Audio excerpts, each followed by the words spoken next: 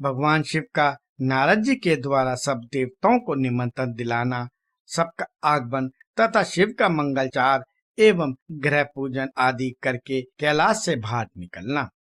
नारद जी बोले, विष्णु शिष्य महापग तात विधाता, आपको नमस्कार है। कृपा निधि, आपके मुंह से यह अद्भुत कथा मुझे सुनने को मिली है। अब मैं भगवान चंद्रमौली के परम मंगलमय तथा समस्त पाप राशि के विनाशक वैवाहिक चरित्र को सुनना चाहता हूँ। मंगल पत्रिका पाकर महादेव जी ने क्या किया, परमात्मा शंकर की यह दिव्य कथा मुझे सुनाइए। ब्रह्मा जी कहते हैं, बेटा तुम बड़े बुद्धिमान हो, भगवान शंकर के उत्तम यज्ञ को सुनो। मंगल पत्रिका पाकर भगवान शंकर ने जो कुछ किया वह बताता हूँ। भगवान शिव उस मंगल पत्रिका को प्रसन्नता पूर्वक हाथ में लेकर हृदय में बड़े हर्ष का अनुभव करते हुए हंसने लगे। फिर उन भगवान ने उस मंगल पत्रिका लाने वालों का सम्मान किया। तत्पश्चात उसे बांचकर विधि पूर्वक स्वीकार किया। इसके बाद हिमाचल के यहाँ से आए हुए लोगों को बड़े आदर सम्मान के साथ विदा किया। तदंतर उन मुनियों से कहा, आप लोगों ने मेरे शुभ कार्य का भली भांति संपादन किया। अब मैंने विवाह स्वीकार कर लिया है, अतः आप लोगों को मेरे विवाह में आना चाहिए। भगवान शंकर का यह वचन सुनकर वे ऋषि बड़े प्रसन्न हुए और उन्हें प्रणाम एवं परिक्रमा करके अपने परम सौभाग्य की सराहना करते हुए अपने धाम को चले गए। मुने तदंतर महालीला करने वाले देवेश्वर भगवान शंभु ने लोकाचार का सहारा ले तत्काल ही तुम्हारा स्मरण किया। तुम अपने सौभाग्य की प्रशंसा करते हुए बड़ी प्रसन्नता के साथ वहां आए और मस्तक झुका प्रणाम कर हाथ जोड़कर विनीत भाव से खड़े हो गए। तब भगवान शिव ने कहा, नारद, तुम्हारे उपदेश से देवी पार्वती ने बड़ी भारी तपस्या की और उससे संतुष्ट होकर मैंने उन्हें यह वर दिया है कि मैं पति रूप से तुम्हारा पानी ग्रहण करूंगा। पार्वती की भक्ति देखकर मैं उनके वश में हो गया हूँ, इसलिए उनके साथ विवाह करूंगा। सप्तऋषियों ने लगन का साधन और शोधन कर दिया है, अतः आज से 7वें दिन मेरा विवाह होगा। उस अवसर पर लौकिक रीति का आश्रय ले मैं महान उत्सव करूंगा। मुने, तुम विष्णु आदि सब देवताओं, मुनियों और सिद्धों को तथा अन्य लोगों को भी मेरी ओर से निमंत्रित करो। सब लोग मेरे शासन की गुरुता को समझकर प्रसन्नता और उत्साह के साथ सब प्रकार से सज धज कर स्त्री पुरुषों को साथ लिए यहाँ आए। ब्रह्मा जी कहते हैं, मुने, भगवान शंकर की इस आज्ञा को शिरोधार्य करके तुमने शीघ्र ही सर्वत्र जाकर उन सबको निमंत्रण दे दिया। तत्पश्चात शंभू के पास आकर उनकी आज्ञा के अनुसार तुम वहीं ठहर गए। भगवान शिव भी उन सब देवताओं के आगमन की उत्कंठा पूर्वक प्रतीक्षा करते हुए अपने गणों के साथ वहीं रहे। उनके सभी गण संपूर्ण दिशाओं में नाचते हुए वहां बड़ा भारी उत्सव मना रहे थे। इसी बीच में भगवान विष्णु सुंदर वेश धारण किए अपनी पत्नी और दल बल के साथ शीघ्र ही कैलाश पर्वत पर आए और भक्ति भाव से भगवान शिव को प्रणाम करके उनकी आज्ञा पाकर प्रसन्नता पूर्वक उत्तम स्थान में ठहर गए।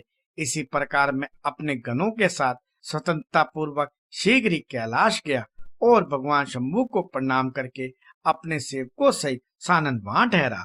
तदंतर इंद्र आदि लोकपाल और उनकी स्त्रियां आवश्यक सामान के साथ खूब सज धज कर वहां आई। वे सब के सब उत्सव मना रहे थे। तत्पश्चात मुनि, नाग, सिद्ध, उपदेवता तथा अन्य देव भी निमंत्रित हो उत्सव मनाते हुए वहां आए। उस समय महेश्वर में वहां आए हुए सब देवता आदि का पृथक पृथक सहज स्वागत सत्कार किया। फिर तो कैलाश पर्वत पर बड़ा अद्भुत और महान उत्सव होने लगा। देवांगनाओं ने उस अवसर पर यथोयोग्य नृत्य आदि किया। विष्णु आदि जो देवता भगवान शंभू की वैवाहिक यात्रा संपन्न कराने के लिए इस समय वहां ठहरे थे, वे सब यथा स्थान ठहर गए। भगवान शिव की आज्ञा पाकर सब लोग उनके प्रत्येक कार्य को अपना ही कार्य समझकर नियंत्रित रूप से करने लगे और इसे शिव की सेवा मानने लगे। उस समय सातों मातृकाएं वहां बड़ी प्रसन्नता के साथ शिव को यथा योग्य आभूषण पहनाने लगी। मुनिश्रेष्ठ परमेश्वर भगवान शिव का जो स्वाभाविक वेश था वह उनकी इच्छा से उनके लिए आभूषण की सामग्री बन गया। उस समय चंद्रमा स्वयं उनके मुकुट के स्थान पर आ विराजे। उनका जो सुंदर ललाटवर्ती तीसरा नेत्र था वही शुभ तिलक बन गया। मुने कानों के आभूषण के रूप में जो दो सर्प बताए गए हैं वे नाना प्रकार के रत्नों से युक्त दो कुंडल बन गए। अन्य अंगों में स्थित सर्प उन अंगों के अति रमणीय रत्न आभूषण हो गए। उनके शरीर में जो भस्म लगा हुआ था वही चंदन आदि का अंगराग बन गया और उनके जो गच्चर आदि परिधान थे वे सुंदर दिव्य वकुल बन गए। इस प्रकार उनका रूप इतना सुंदर हो गया कि उसका वर्णन करना कठिन है। वे साक्षात ईश्वर तो थे ही, उन्होंने पूरा पूरा ऐश्वर्य प्राप्त कर लिया। तदंतर समस्त देवता, यक्ष, दानव, नाग, पक्षी, अप्सरा और महेशगण मिलकर भगवान शिव के समीप गए और महान उत्सव मनाते हुए प्रसन्नता पूर्वक उनसे बोले, महादेव महेश्वर, अब आप महादेवी गिरिजा को ब्याह लाने के लिए हम लोगों के साथ चलिए, हम पर कृपा कीजिए। तत्पश्चात विज्ञान से प्रसन्न हृदय वाले भगवान विष्णु ने भगवान शंकर को भक्ति भाव से प्रणाम करके उपयुक्त प्रस्ताव के अनुरूप ही बात कही। भगवान विष्णु बोले, शरणागत वत्सल देव महादेव प्रभु, आप अपने भक्तजनों का कार्य सिद्ध करने वाले हैं, अतः मेरा एक निवेदन सुनिए। कल्याणकारी शंभो, आप गुम सूक्त विधि के अनुसार गिरिजा कुमारी पार्वती देवी के साथ अपने विवाह का कार्य कराइए। हर आपके द्वारा विवाह की विधि संपादन होने पर वह लोक में सर्वत्र विख्यात हो जाएगी। अतः नाथ, आप कुल धर्म के अनुसार प्रेम पूर्वक मंडप स्थापन और नंदी मुख श्राद्ध कराइए और लोक में अपने यश का विस्तार कीजिए। ब्रह्मा जी कहते हैं, नारद, भगवान विष्णु के ऐसा कहने पर लोकाचार प्रायण परमेश्वर शंभु ने विधि पूर्वक सब कार्य किया। उन्होंने सारा अभ्युदय कार्य कराने के लिए मुझको ही अधिकार दे दिया था। अतः वहां मुनियों को साथ ले मैंने आदर और प्रसन्नता के साथ वह सब कार्य संपन्न किया। महामुने उस समय कश्यप, अत्रि, वशिष्ठ, गौतम, भागुरी, गुरु, कनव, बृहस्पति, शक्ति, जमाग्नि, प्राशर, मार्कंडे, शिलापाक, अरुणपाल, अकृतश्रम, अगस्त, च्वन, गर्ष, शिलाद, दधीचि, उपमन्यु, भरद्वाज, अकृतवर्ण, पिपलाद, कुशिक, कोत्स तथा शिष्यों सहित व्यास, ये और दूसरे बहुत से ऋषि जो भगवान शिव के समीप आए थे, मेरी प्रेरणा से विधि पूर्वक वहां अभ्युदय कर्म कराने लगे। वे सब के सब वेदों के पारंगत विद्वान थे। अतः वेदों विधि से वैवाहिक मंगलाचार करके ऋग, यजुर और सामदेव के विविध उत्तम सूक्तों द्वारा महेश्वर की रक्षा करने लगे। उन सब ऋषियों ने बड़ी प्रसन्नता के साथ बहुत से मंगल कार्य कराए।